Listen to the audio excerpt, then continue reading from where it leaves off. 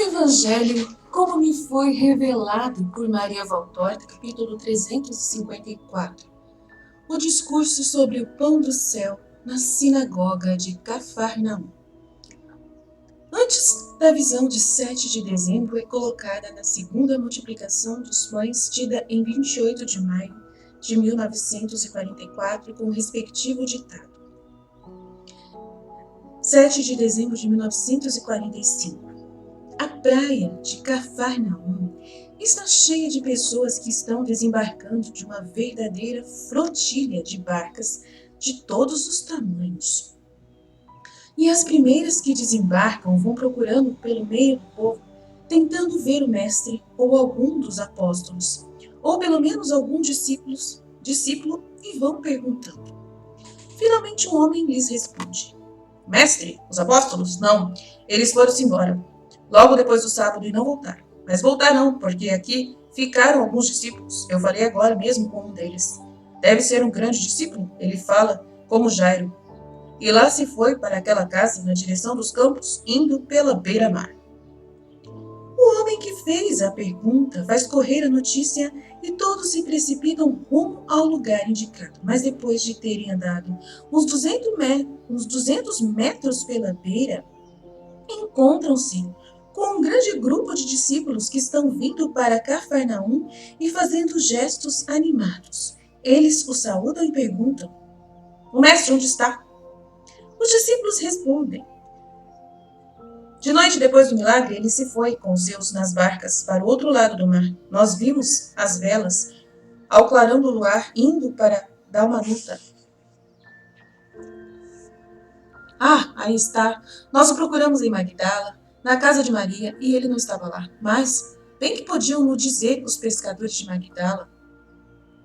Eles não teriam sabido. Talvez ele tenha ido olhar nos montes de Arbela, pois já esteve por lá outra vez no ano passado, antes da Páscoa. Eu o encontrei naquela ocasião por uma grande graça feita pelo Senhor a este seu pobre servo, disse Estevão. Mas ele não volta mais para cá? Certamente voltará, ele deve despedir-se de nós e dar-nos suas ordens. Mas que quereis dele? Ouvi-lo outra vez, segui-lo, fazer-nos dele. Então vão para Jerusalém, vós o encontrareis de novo lá, e lá na casa de Deus o Senhor vos falará, se é para vós possível segui-lo. Porque é bom que saibais, se ele não repele ninguém, contudo, temos entre nós elementos que repelem a luz. Aqui mesmo há muita gente que está não só saturada desses tais, e pouco mal seria, porque ele é a luz, e ao tornarem-se sinceramente dele com uma vontade decidida mesmo, então a luz é que penetra nos corações e repele as trevas. Mas ele está acostumado com eles e afeiçoando a eles, assim como nós e a carne de nossa pessoa. E por isso é bom que os tais deixem de vir, a não ser que se destruam, para serem criados de novo. Meditai, pois, se tendes em vós a força para assumir um novo espírito, um novo modo de pensar, um novo modo de querer. Rezai para que possais ver se é verdadeira a vossa vocação de seguir Jesus. E se achardes que sim, então vinde. E queira o Altíssimo que guiou Israel na passagem, guiar-vos nesta passagem para virdes sobre as pegadas do Cordeiro, longe dos desertos, até chegardes à terra eterna, ao reino de Deus. Diz Estevão, falando em nome de todos os seus companheiros. Não já, logo. Ninguém faz o que ele faz. Nós o queremos seguir, diz a multidão tumultuadamente. Estevão fica com um sorriso que quer dizer muitas coisas. Ele abre os braços para dizer: Não será porque ele vos deu pão bom e com fartura que vós quereis vir? Pensais que no futuro ele vos dá... Não, ele vos dá só ele. Pensais que no futuro ele vos dá só isso? Ele promete aos seus seguidores isto, que é o seu dote, a dor, a perseguição e o martírio. Não lhes promete rosas, mas espinhos. Não carícias, mas bofetadas. Não é pão, mas pedras. Os que estão esperando os Cristos. Eu falo assim, sem estar blasfemando, porque os seus verdadeiros fiéis serão ungidos com óleo santo, formado por sua graça e por seus padecimentos. E ungidos nós seremos para sermos vítimas sobre o altar e reis no céu. Então, por acaso estás com ciúme dele? Tu não estás aqui? Pois aqui queremos estar nós também, o mestre de todos. Está bem. Eu vou-lo dizer porque vos amo e quero que saibais o que é ser discípulos, a fim de que não sejais depois desertores. Vamos então, todos juntos, esperá-lo na casa dele. O sol já está começando a pôr-se e o sábado está para começar. Ele virá passar o sábado aqui antes de sua partida. E eles vão indo para a cidade conversando. Muitos interrogam Estevão e Hermes que os alcançaram, pois eles, aos olhos dos israelitas, têm uma luz especial, porque são almas prediletas de Gamaliel. Muitos eles perguntam, mas que diz ele, Gamaliel? E outros, foi ele que vos mandou aqui? E outros ainda, ele não ficou triste de perder-vos? Ou, então, e o mestre, que diz do grande rabi Gamaliel? Os dois procuram responder com paciência. Gamaliel fala de Jesus de Nazaré como o maior homem de Israel. Maior que Moisés? Dizem meio escandalizados. Ele diz que Moisés é um dos muitos precursores de Cristo, mas ele não é mais do que servo de Cristo. Então, para Gamaliel, este é o Cristo. Ele diz isso. Se fala assim o rabi Gamaliel, então a coisa é certa, ele é o Cristo. Ele não diz isto, não chegou ainda a crer nisto, para a desventura dele, mas diz que o Cristo está sobre a terra, porque ele lhe falou isso há muitos anos. Ele, o sábio Hileu, e está esperando o sinal que Cristo lhe prometeu para reconhecê-lo, diz Hermes. Mas como foi que ele fez para crer que esse é o Cristo? Que fazia ele? Eu sou tão velho como Gamaliel, mas nunca ouvi falar que por nós fossem feitas as coisas que o Mestre faz. Se ele não se convence por estes milagres, que ele quer ter visto de mais milagroso no Cristo para poder crer nele? Ele viu ungido pela sabedoria de Deus, assim diz ele, respondeu ainda Hermes. E então para Gamaliel, quem é este? O maior dos homens, mestre e precursor de Israel, quando ele pudesse dizer é o Cristo. Estaria salva a alma sábia e justa do meu primeiro mestre, diz Estevão, e termina. Eu rezo para que assim seja, a qualquer custo. Se ele não considera o Cristo, para que é que vos mandou aqui? Nós aqui queríamos vir. Ele nos deixou vir, dizendo que era bom. Talvez para poder saber e levar notícia ao Sinédrio, diz alguém insinuando. Homem, que estás dizendo? Gamaliel é honesto. Não faz espionagem a ninguém, especialmente para os inimigos de um inocente. Dispara, Estevão. E parece um arcanjo de tão indignado que ficou e quase emitindo raios em sua santa indignação. Mas para ele vai ser um desagrado ter que vos perder, diz um outro. Sim e não. Como um homem que nos queria bem, sim. Como um homem de espírito reto, não. Porque ele disse, ele é mais do que eu e mais novo do que eu. Por isso, eu já poderei fechar os olhos em paz sobre o meu vosso futuro, sabendo que passais a ser do mestre dos mestres. E Jesus de Nazaré, que diz do grande rabi? Ele só tem palavras seletas para com ele. Não tem inveja dele? Deus não tem inveja, diz sério Hermes. Não tenha suposições sacrílegas. Mas ele, então, para vós é Deus? Estáis certos disso? E os dois, a uma só voz. Tão certos como estamos vivos neste momento. E Estevão termina. E desejai crê-lo vós também, para possuirdes a verdadeira vida. Estão novamente na praia, que se transformou em praça, e a atravessam indo para casa. Na soleira está Jesus acariciando uns meninos. Os discípulos e uns curiosos se agrupam perguntando. Mestre, quando vieste? Há uns poucos momentos. O rosto de Jesus está ainda com a majestade solene, um pouco estática, que ele tem quando esteve orando por muito tempo. Estiveste em oração? Pergunta-lhe Estevão em voz baixa, por respeito e também inclina o seu corpo pelo mesmo motivo. Sim, como é que sabes, meu filho? Pergunta-lhe Jesus, pondo-lhe as mãos sobre os cabelos escuros com uma doce carícia. Pelo teu rosto de anjo, eu sou um pobre homem, mas o teu semblante está tão claro que nele se pode ver as palpitações das atividades do teu espírito. O teu também está claro. Tu és um daqueles que ficam sempre crianças. O que há no meu rosto, senhor? Vem cá à parte, eu te direi. E pega pelo pulso, e o pega pelo pulso levando para um corredor escuro. Caridade, fé, pureza, generosidade, sabedoria. Estas Deus as deu a ti, e tu as cultivaste, e mais ainda farás. Enfim, de acordo com o teu nome, tu tens a coroa. É de ouro puro, e com uma grande pedra preciosa, com uma grande pedra preciosa que brilha sobre a fronte. Sobre o ouro e sobre a pedra estão gravadas duas palavras: predestinação e primícia. Sê digno de tua sorte, Estevão, vai em paz, com a minha bênção. E ele põe novamente a mão sobre os cabelos, enquanto Estevão se ajoelha para depois inclinar-se e beijar-lhe os pés. Voltam depois para junto dos outros. Este pessoal veio para ouvir-te, diz Filipe. Aqui não se pode falar. Vamos para a sinagoga, Jairo ficará contente. Jesus vai à frente e atrás dele vai o cortejo dos outros. Vão indo para a bonita sinagoga de Cafarnaum e Jesus, saudado por Jairo, entra nela, ordenando que todas as portas fiquem abertas para os que não conseguem entrar possam ouvi-lo da rua e da praça, que estão ao lado da sinagoga. Jesus vai para o seu lugar nesta sinagoga amiga, da qual hoje, por boa sorte, estão ausentes os fariseus, que talvez já tenham partido com toda a pompa para Jerusalém. E Jesus começa a falar.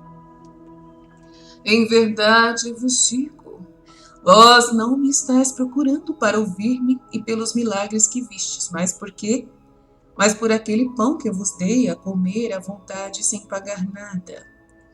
3/4 partes de vocês era por isso que me procuravam, e por curiosidade, vindos de todos os lados de nossa pátria. Nessa busca vossa faltou o espírito sobrenatural, e vos fica ainda dominando o espírito humano com as suas curiosidades doentias, ou pelo menos com uma imperfeição infantil. Não por ser simples como a dos pequeninos, mas porque diminuída, como a inteligência de alguém que tem uma mente obtusa. E com a curiosidade vem junto a sensualidade e um sentimento viciado. A sensualidade que se esconde sutil, como o demônio do qual é filha, atrás das aparências e em atos aparentemente bons, e o sentimento viciado é simplesmente um desvio mórbido do sentimento, e que, como tudo o que é doença, tem necessidade de medicamento e os apetece, de medicamentos que não são um alimento simples, como um bom pão, uma boa água, um óleo genuíno, o primeiro leite que basta para viver e viver bem. Já o sentimento viciado precisa de coisas extraordinárias para sentir um calafrio que passa. O calafrio doentio dos paralisados, que tem necessidade de medicamentos para terem sensações que os iludam e os façam pensar que ainda estão íntegros e viris. A sensualidade que quer satisfazer sem esforços a gula, neste caso, com o pão adquirido sem o suor do rosto, mas pela bondade de Deus. Os dons de Deus não são um costume, mas uma coisa extraordinária. Não se pode pretender tê-los, nem viver na preguiça dizendo Deus os dará. Está escrito, comerás o pão molhado com o suor do teu rosto, isto é, o pão que se ganha trabalhando. Porque se aquele que é misericórdia disse, tenho compaixão deste povo, pois ele me segue há 3 dias, e não tem mais o que comer e poderia desfalecer pelo caminho antes de chegar a Ipo, na beira do lago, ou em Gamala, ou a alguma outra cidade o proveu, contudo não está dito que deva ser seguido por isso. Há de ser por muito mais do que por um pedaço de pão, que afinal vai se transformar em excremento. Depois da digestão, é que estou sendo seguido. Não é pelo alimento que enche o ventre, mas por aquele que nutre a sua alma. Porque vós não sois somente uns animais que precisam pastar e ruminar ou fuçar e engordar, mas vós sois almas. Isto é o que sois. A carne é uma veste, a essência é a alma. É ela que é duradoura. A carne, como as vestes, se desgasta e acaba, e não merece que se cuide dela, como se ela fosse uma coisa perfeita, a qual se devam dar todos os cuidados. Procurai, pois, o que é justo, que se procure, não o que é injusto. Tratai de procurar para vós não alimento perecível, mas o que dura para a vida eterna. Este, o Filho do Homem, vou-lo dará sempre, basta que o queirais. Porque o Filho do Homem tem à sua disposição tudo o que vem de Deus e o pode dar. Ele é o dono e um dono magnânimo dos tesouros de Deus Pai, que imprimiu nele o seu seio, a fim de que os olhos honestos não se enganem. E se tiverdes em vós o alimento não perecível, podereis fazer as obras de Deus, sendo nutridos com o alimento de Deus. O que temos que fazer sabendo que são obras de Deus? Nós que observamos a lei e os profetas, portanto, já estamos sendo alimentados por Deus e estamos fazendo as obras de Deus. É verdade. Vós observais a lei, melhor ainda, vós conheceis a lei. Mas conhecer ainda não é praticar. Nós conhecemos, por exemplo, as leis de Roma e, no entanto, um fiel israelita não as pratica, a não ser naquelas fórmulas que lhe são impostas pela sua condição de súdito. Fora disso, eu falo dos fiéis israelitas, não praticamos os costumes pagãos dos romanos, por mais que os conheçamos. A lei que vós todos conheceis, os profetas, deveriam de fato alimentar-vos de Deus e dar-vos, por isso, a capacidade de fazer as obras de Deus. Mas, para fazer isso, elas deveriam ter se tornado em tudo um todo convosco, assim como o ar que respirais, ou o alimento que assimilais, os quais ambos se transformam em vossa vida, em vosso sangue. Enquanto eles vos permanecerem estranhos, ainda que sejam de vossa casa, assim como pode acontecer em um objeto da casa, que vos é conhecido e útil, mas que se chegar a voltar não nos tira, por isso, a nossa existência? Enquanto, experimentai um pouco ficar sem respirar por alguns minutos, experimentai um pouco ficar sem respirar por alguns minutos, experimentai ficar sem comer por alguns dias, e vereis que já não podeis viver. Assim é que deveria sentir-se o vosso eu, numa desnutrição e numa asfixia, sem a lei dos profetas, que vós conheceis, mas não assimilais, nem fazeis deles um todo convosco. Por isso, eis que eu vim ensinar e distribuir o suco, o ar da lei e dos profetas, para dar de novo sangue e a respiração às vossas almas, que estão morrendo, por não tomarem alimento e pela asfixia. Vós sois como uns meninos que uma doença tornou incapazes de conhecer o que é bom para alimentá-los. Tendes diante de vós grande riqueza de alimentos, mas não sabeis que eles hão de ser comidos para se transformarem em coisa vital. Isto é, que passem a ser verdadeiramente vossos, com uma fidelidade pura e generosa à lei do Senhor, que falou a Moisés e aos profetas para todos vós. Vir, pois, a mim, para ter ar e suco de vida eterna é um dever. Mas este dever pressupõe uma fé em vós. Porque se alguém não tiver fé, não poderá crer em minhas palavras. E se não crer nelas, não virá dizer-me, dá-me o verdadeiro pão. E se não tiver o verdadeiro pão, não poderá fazer as obras de Deus. Não terá capacidade para fazê-las. Por isso, para serdes nutridos de Deus e para fazerdes as obras de Deus, é necessário que façais a obra base, que é esta: crer naquele que foi enviado por Deus. Mas que milagre fazes tu? Então, para que possamos crer em ti como um enviado por Deus, que fazes tu que não tenham feito os profetas, ainda que em grau menor? Moisés até te superou, porque não uma vez só, mas durante 40 anos nutriu os nossos pais com um maravilhoso alimento. Assim está escrito que os nossos pais durante 40 anos comeram maná no deserto, e está dito que assim Moisés deu-lhes de comer o pão vindo do céu, pois ele podia fazer. E estáis errados. Não foi Moisés, mas foi Deus, que só ele pôde fazer aquilo. No Êxodo se lê: eis que eu farei chover pão do céu, que o povo saia e apanhe dele tanto quanto baste para cada dia. E assim eu tenho a prova se o povo está ou não caminhando segundo a minha lei.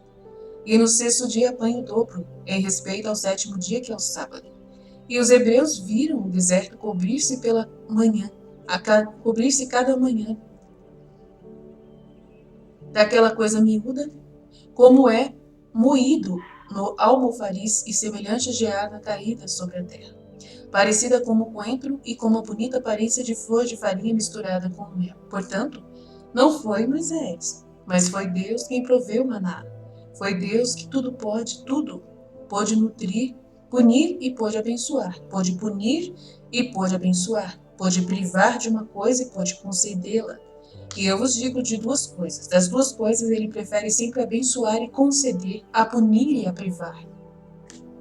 Deus, como diz a sabedoria, por amor a Moisés, chamado pelo eclesiástico querido de Deus e dos homens, de bendita memória, feito por Deus semelhante aos santos na glória, grande e terrível para os inimigos, capaz de suscitar os prodígios e de dar-lhes fim, glorificado na presença dos reis, seu ministro à frente do povo, conhecedor da glória de Deus e da voz do Altíssimo, guarda dos preceitos da lei, de vida e de ciência.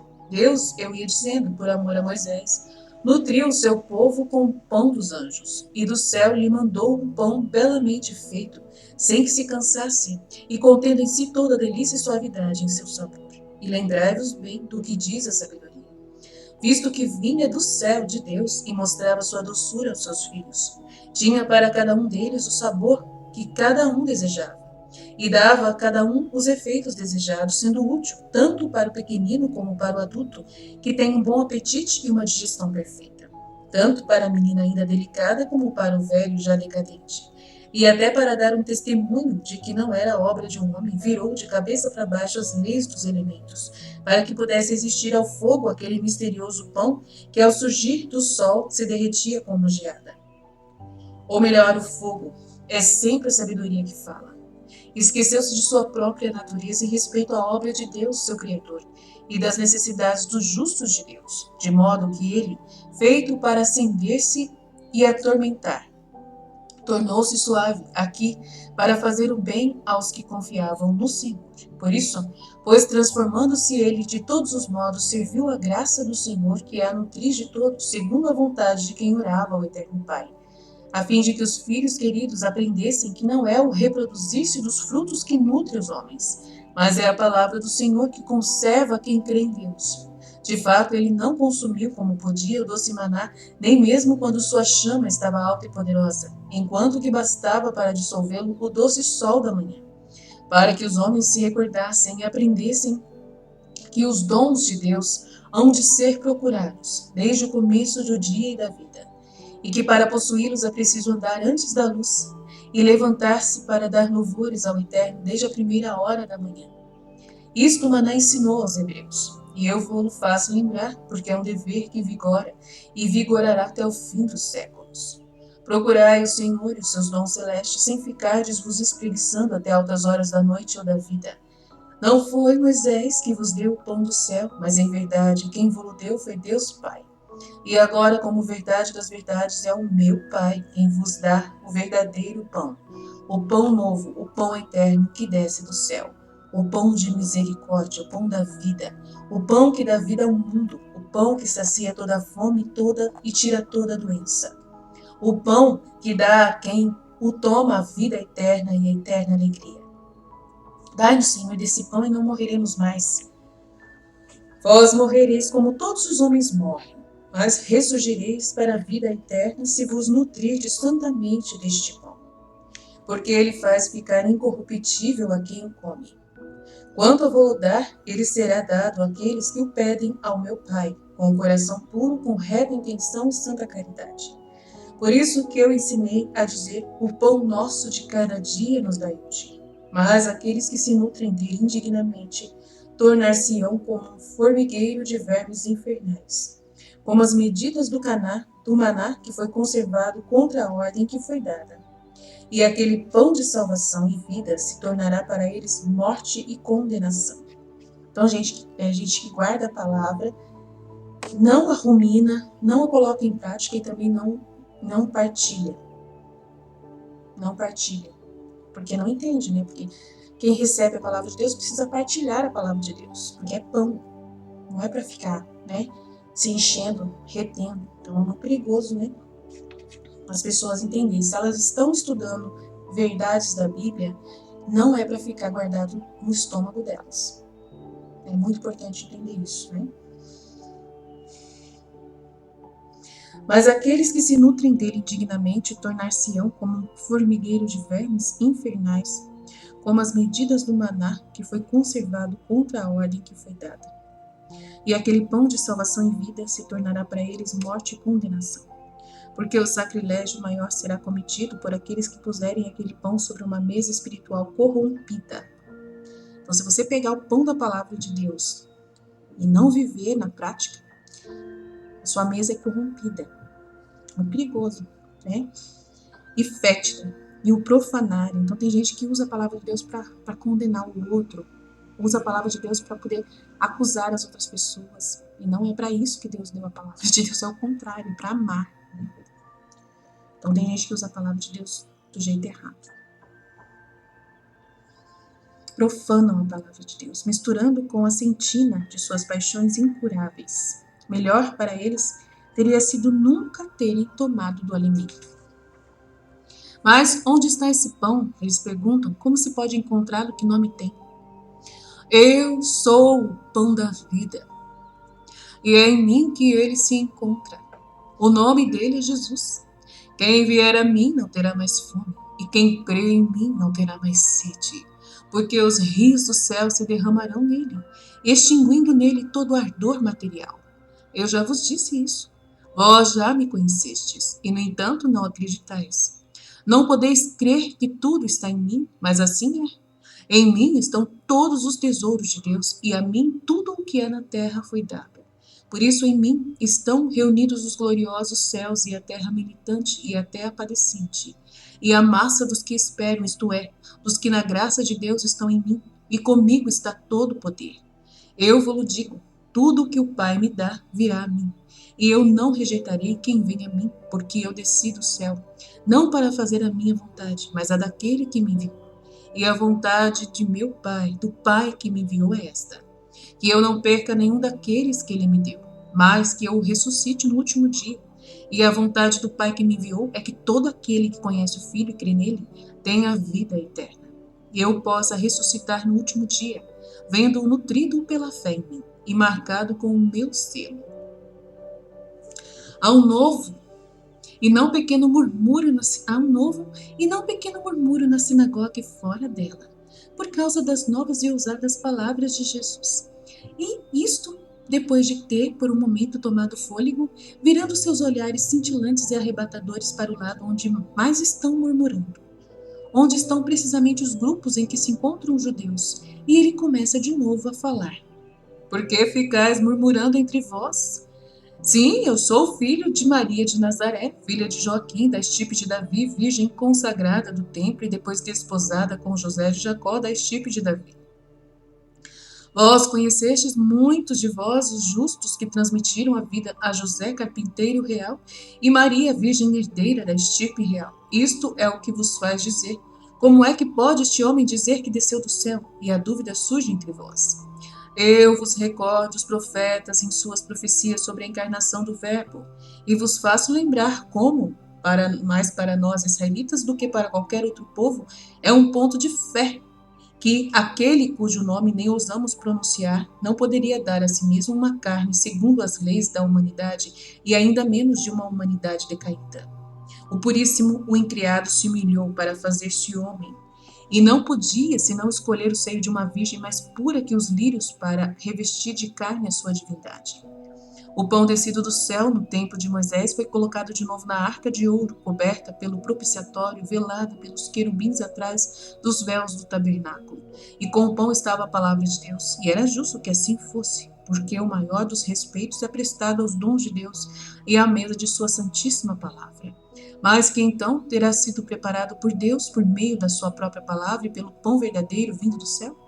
Uma arca mais inviolada e preciosa do que a arca de ouro, coberta pelo precioso propiciatório de uma pura vontade de imolação velada pelos querubins de Deus, velada por um véu de candura virginal de uma humanidade perfeita, de uma caridade sublime e de todas as virtudes mais santas. E então, ainda não compreendeis que a minha paternidade está no céu e que por isso é de lá que eu venho? Sim, eu desci do céu para cumprir o decreto de meu Pai, o decreto de salvação dos homens, segundo tudo que foi prometido por ele no próprio momento da condenação e repetido aos patriarcas e profetas. Mas isto é uma questão de fé, e a fé é dada por Deus a quem tem o espírito cheio de boa vontade.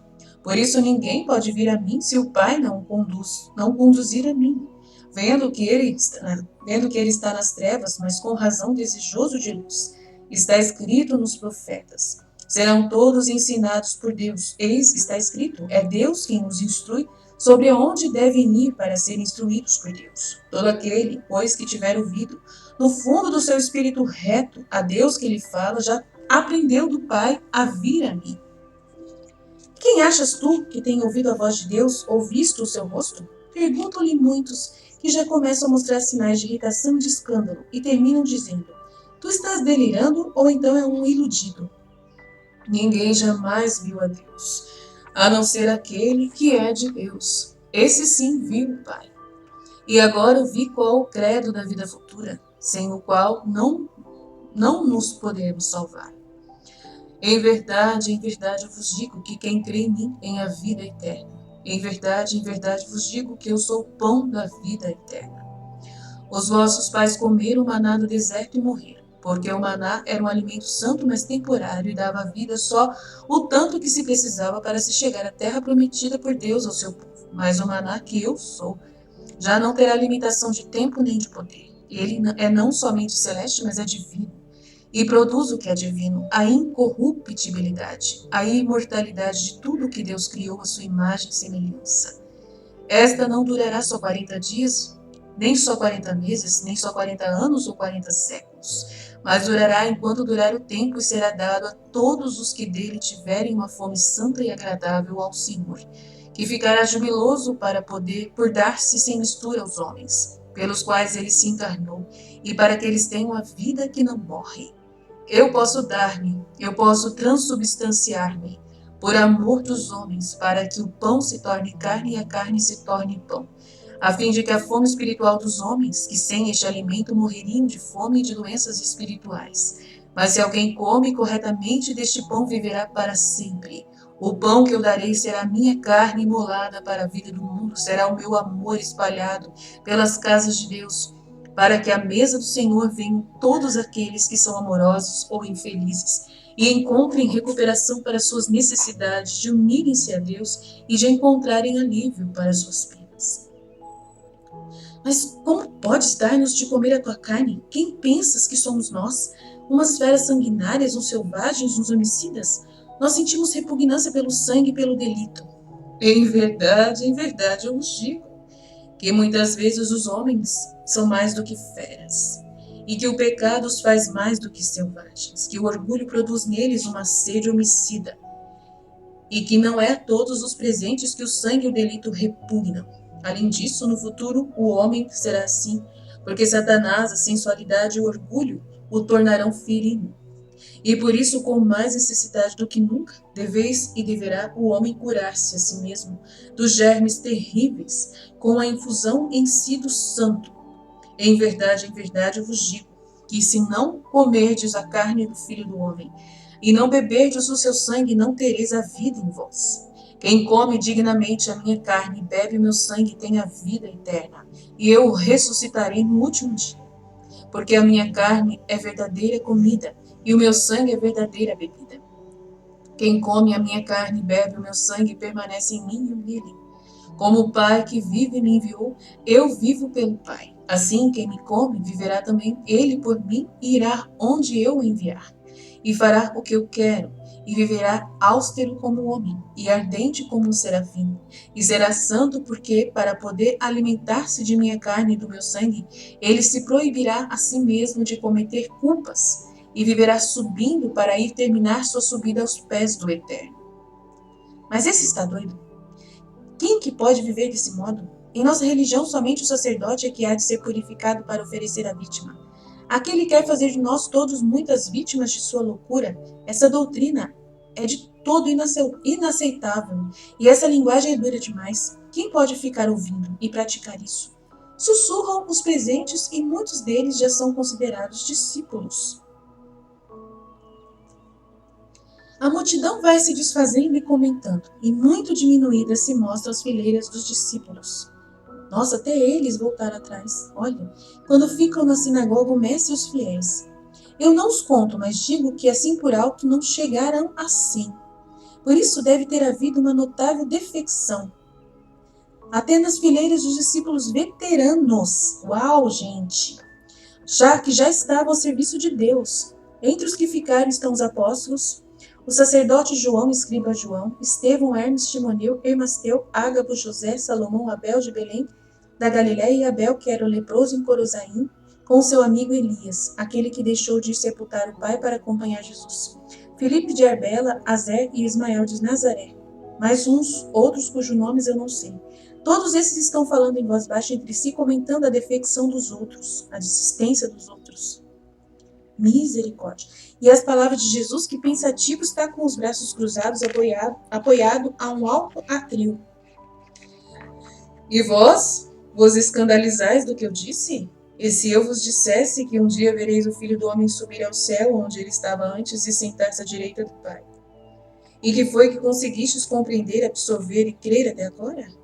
E com que foi que ouvistes e assimilastes somente com a vossa humanidade? O Espírito é que vivifica e tem valor. A carne não serve para nada. As minhas palavras são Espírito e vida, e são ouvidas e compreendidas com o Espírito para delas ter vida. Não há muitos entre vós que mataram o Espírito, porque ele está sem fé. Muitos de vós não creem de verdade, e é inutilmente que eles estão perto de mim. E só por isso não terão a vida, mas a morte. Porque eles estão, como eu disse a princípio, só por curiosidade, ou por alguma afeição humana, ou pior ainda, admiração, por causa de fins mais indignos. Não foram trazidos para cá pelo Pai como prêmio por sua boa vontade, mas por Satanás. Ninguém pode vir a mim, em verdade, se isso não lhe foi concedido pelo meu Pai. Ide, pois, vós que vos detendes ainda, já cansados, porque estáis humanamente envergonhados por terdes de me abandonar. Mas tendes ainda uma vergonha maior por permanecerdes a serviço de alguém que vos parece doido e insuportável. Ide, é melhor estardes longe do que aqui para atrapalhar. E muitos outros se retiram do meio dos discípulos, entre os quais está o escriba João e Marcos, o Geraseno endemoniado curado por Jesus quando mandou que os demônios entrassem nos porcos. Os discípulos consultam-se um ao outro e saem correndo atrás dos infiéis, tentando fazê-los parar.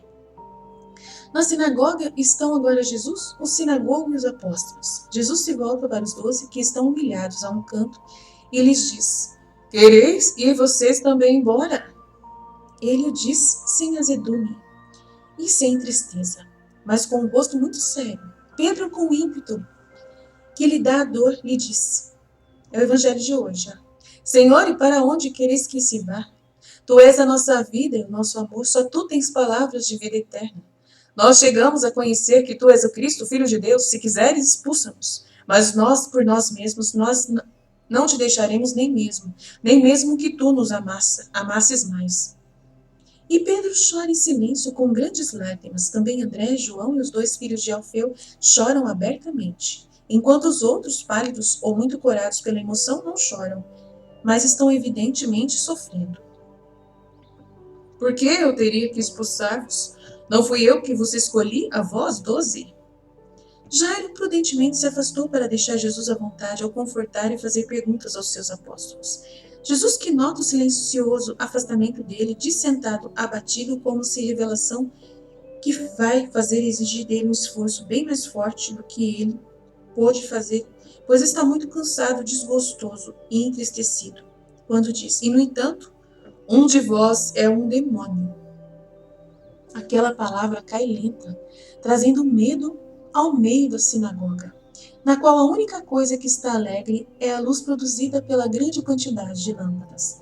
Mas ninguém ousa dizer nada. Olham-se um ao outro com um pavoroso arrepio, uma angustiada indagação e uma íntima interrogação. E cada um fica se examinando a si mesmo. Por algum tempo ninguém se move, Jesus fica sozinho em sua cadeira, com as mãos cruzadas sobre os joelhos e o rosto inclinado. Finalmente ele ergue o rosto e diz: Vinde, eu já não sou um leproso, ou pensais que agora eu sou? Então João corre para a frente e vai se apegar-se ao seu pescoço, dizendo: Estou então contigo na lepra, meu único amor, contigo na condenação, contigo na morte, se achas que é isto que me espera e que te espera. E Pedro se atira aos seus pés e os pega e põe sobre os seus ombros e diz soluçando: Aperta aqui, pisa, mas não me faças pensar que tu não confias no teu Simão. Os outros, vendo que Jesus acaricia os 2 primeiros, Andam também para a frente e beijam a Jesus sobre as vestes, nas mãos, sobre os cabelos. Somente Iscariotes é que ousa beijá-lo no rosto. Jesus se levanta num instante e quase o rejeita bruscamente, pois seu levantar-se foi muito repentino, e diz: Vamos para casa. Amanhã de tarde, já de noite, partiremos com as barcas para Ipos.